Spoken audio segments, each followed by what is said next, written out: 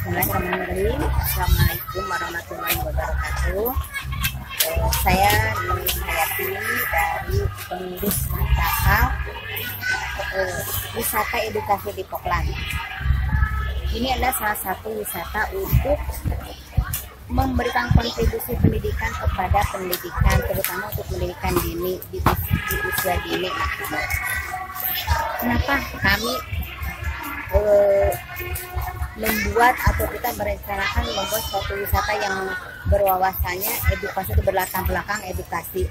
Karena kami melihat pada saat ini banyak wisata, banyak hiburan, banyak hal-hal yang datang ke anak-anak kita yang terutama di usia dini, tapi kadang-kadang jauh daripada berlatar belakang pendidikan atau yang mendidik yang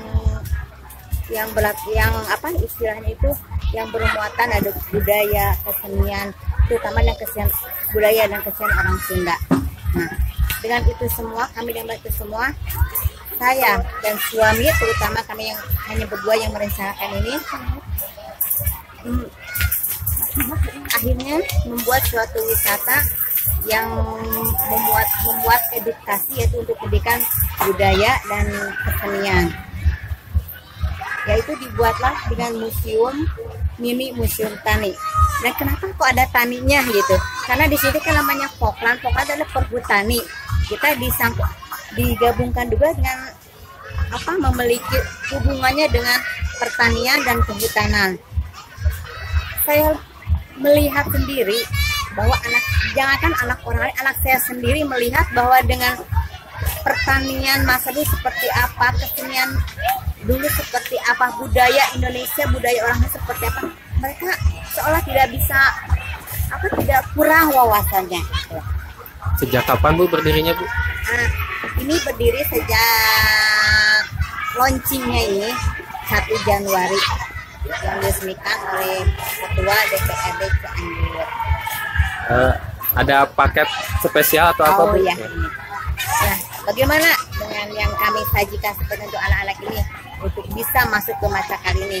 Kami ada dua program. Pertama adalah reguler.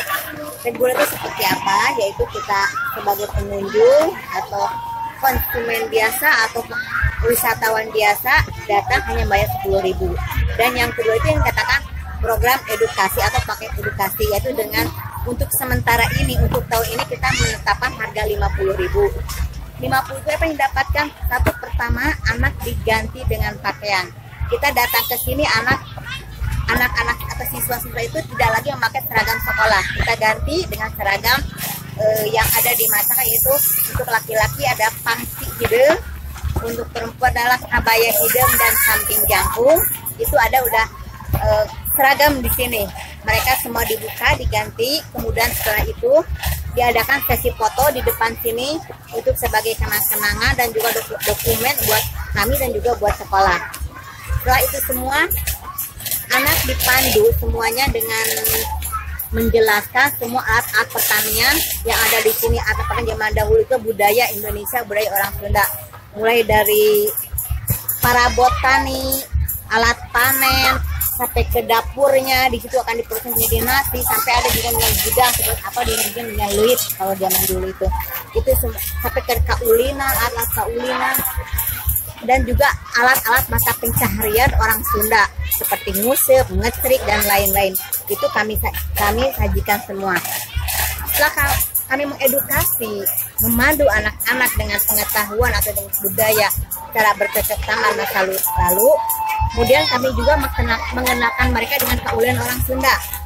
Mulai dari bakyak, ada cikrak, ada egrang, ada pangal, ada sondah, ada juga dengan tetebakan tina awi, dan lain-lain masih banyak lagi yang kami sajikan. Dan itu juga bisa dinikmati bukan hanya anak-anak, orang dewasa pun, seperti tarik tambang, balap karung. Alhamdulillah selama ini orang dewasa juga menikmati permainan itu dan mereka sangat antusias. Seperti kami telah mencontohkan kemarin ada bapak-bapak main itu yang namanya tadi Pak, egrang, panggal. walaupun sudah dengan usia 50 tahun ke atas, mereka sangat antusias dengan permainan orang Sunda. Nah, dengan adanya itu